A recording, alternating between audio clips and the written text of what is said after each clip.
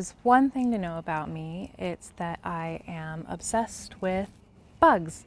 From moths to bees to beetles, I love all different kinds of bugs. So I often draw a lot of inspiration from the world of entomology for my art and my projects, and I am coming out with a whole mantis inspired collection soon. So I want to make a mantis inspired costume to go along with that theme. I'm thinking a big mantis wing cape as well as some other pieces, basically to turn myself into a mantis. I haven't started this project yet, so I'm actually going to go draw up the design and some concepts so I can get a better idea of what I need to make and what the costume is going to look like. And I would love for you to come craft with me. The specific mantis that I'm basing this costume on is called the spiny flower mantis. I did some sketch studies to give myself a good idea of what they look like, the wing size, colors, and the design on their wings. I also did a illustration of a little fairy mantis character being mischievous on a Venus flytrap flower, and I just thought that was a cute little concept. To start, I drafted a wing pattern out of craft paper to make sure that it would be the right wingspan for my arms, and before cutting it out of the actual materials.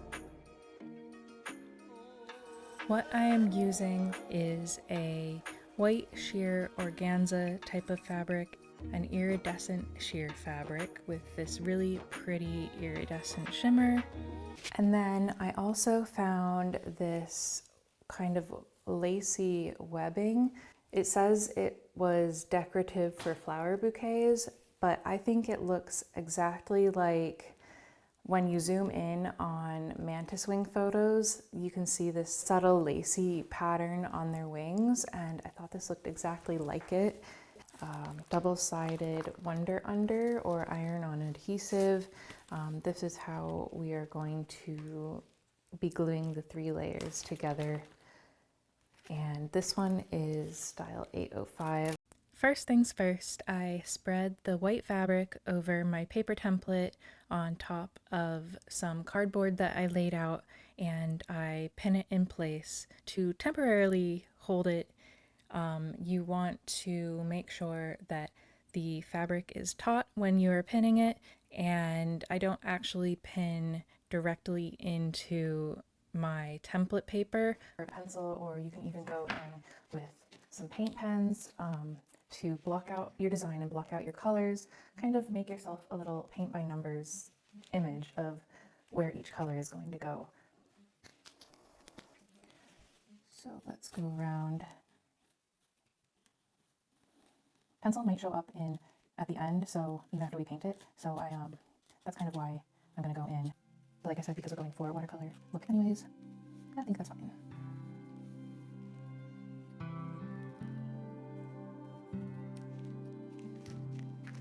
Here, I should be able to pull it right out.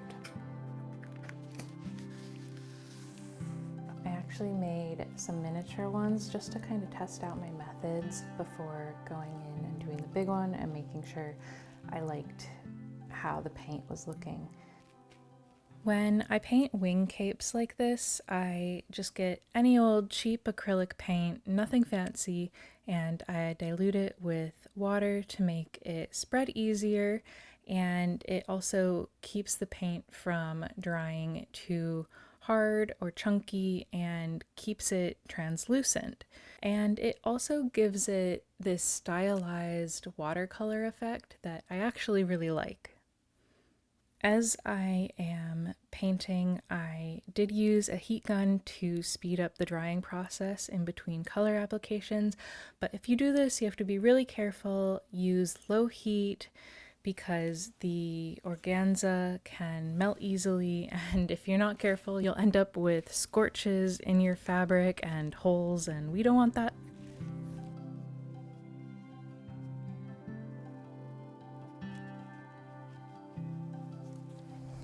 Where we're at, it really doesn't need to be perfect. In fact, I kind of like some of the imperfections. I think it gives it character. I just got to do the next one now. And once I felt like I was done painting, I let it fully dry and then headed over to my ironing station. First, I put down some parchment paper so the iron on sticky material won't transfer through to my surface. And then I ironed the Wonder Under right onto the back side of the wing that I just painted. Once we peel off the paper back of the Wonder Under, it will be transparent, and that will allow us to see the next few layers that we are adding onto the wings. The next layer is going to be the floral webbing, and we sandwich that beneath the iridescent fabric. So it goes white sheer fabric that we painted, Wonder Under, floral webbing, and then the iridescent sheer material.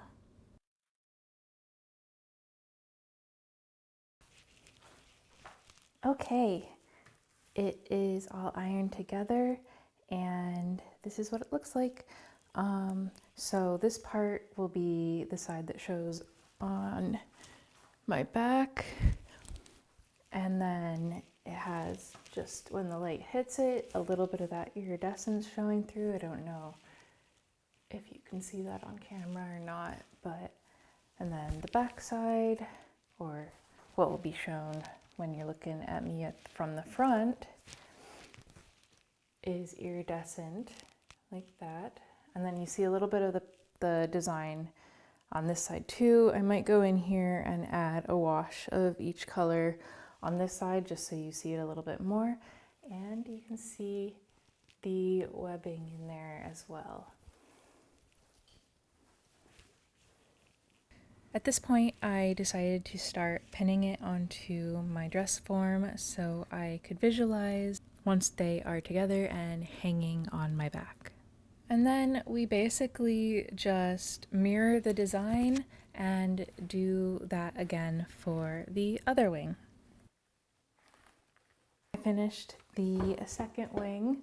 I think they both look pretty good. Yeah, I just need to do the two bottom ones now, and then add any details. My cats have infiltrated, so I think I am going to give this project a rest for the night, and I will resume and see you in the morning. And we just repeat the same process for the bottom two wings. They are a little bit smaller and a lot more yellow. And I'm not sure if you're going to like what I did, but I indeed did run out of the iridescent fabric, the white one, and because I didn't want to have to run back to the store, I pieced together on the wings one that was leaning a little bit more pink and one that was leaning a bit more purpley blue, because that's what I had that I could make it fit. But I think it kind of was a happy solution because it gives it a little bit more depth. I don't know if that's the word.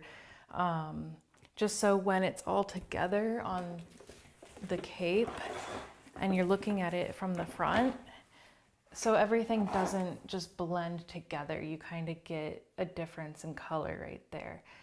And I think that makes it work pretty nicely and gives it a bit more visual interest. As you can see on this one, if you can see this, I did end up tucking under, and then I'm going to sew down here, and it creates this kind of folded look that the real wings kind of look like they have.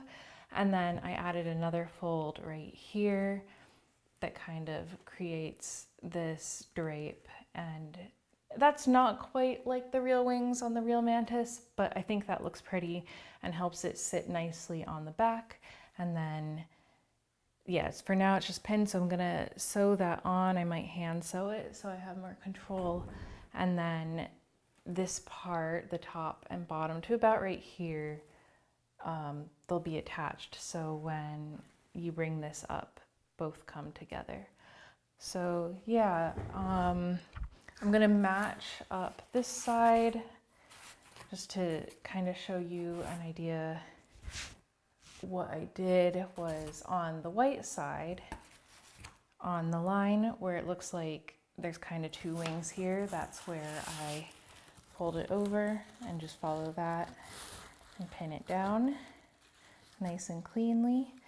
And then for right here, we only do a half fold, so we get a pretty little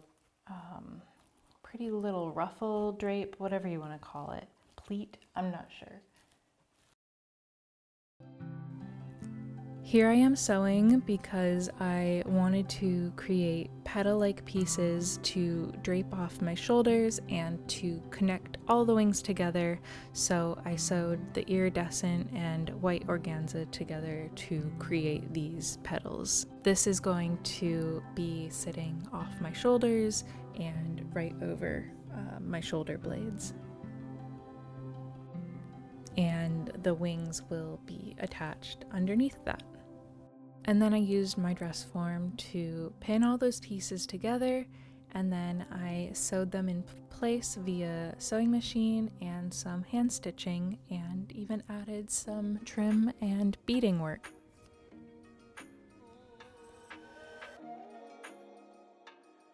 I also sewed along the design on the wings just to further secure all those layers of fabric that we used the adhesive on earlier.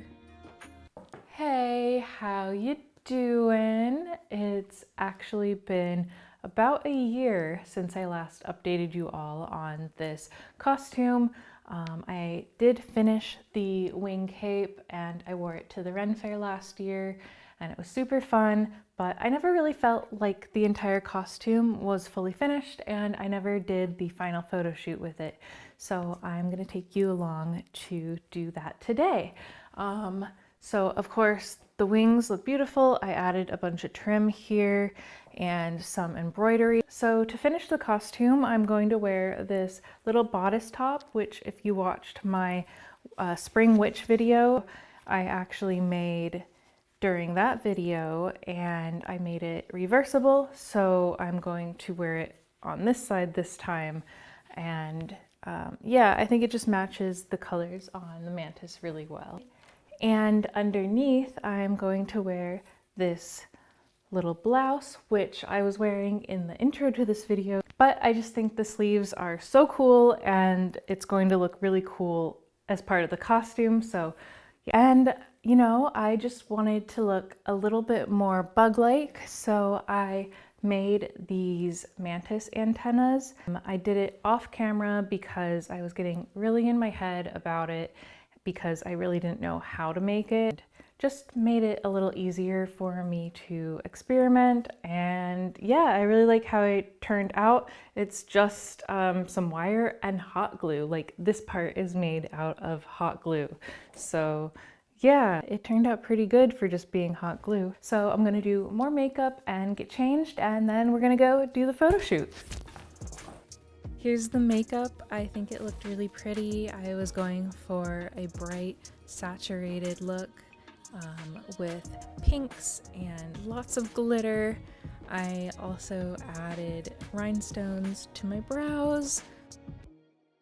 Okay, I'm gonna go slip off into the forest and take some photos and video.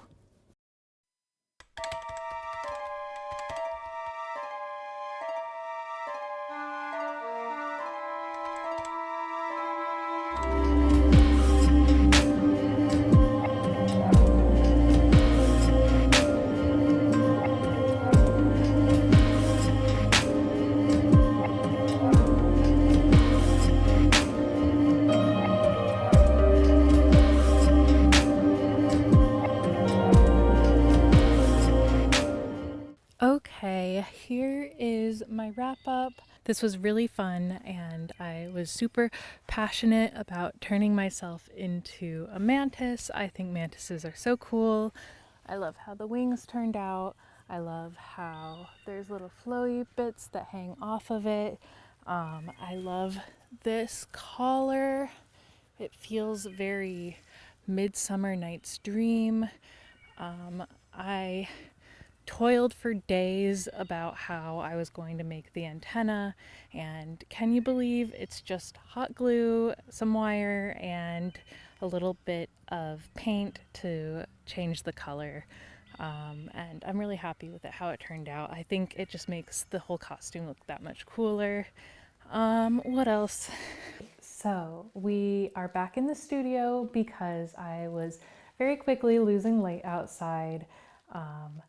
But yeah, this was super fun. Before I go, if you recall in the very beginning of this video, I had said I was doing this costume because I was working on a mantis themed art collection. So I just wanted to show you a little bit of what was in that collection.